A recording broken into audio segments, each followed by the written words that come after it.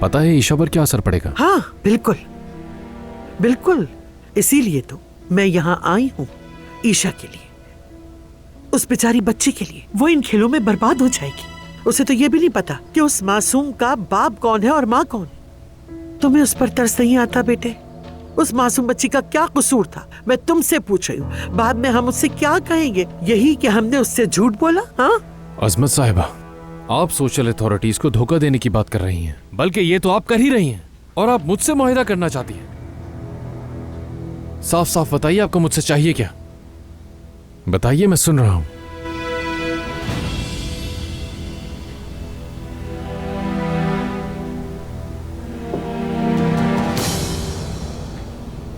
खेल को बिगाड़ देना चाहती हूं।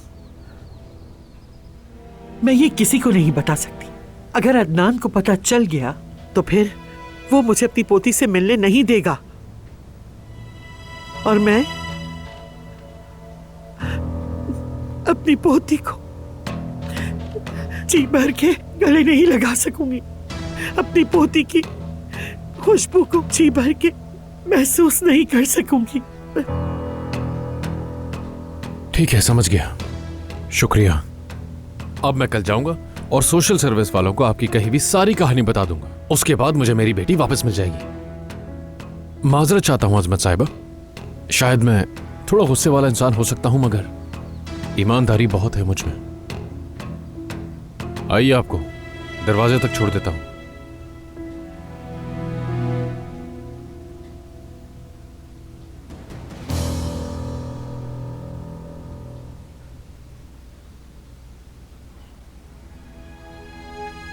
बेटा,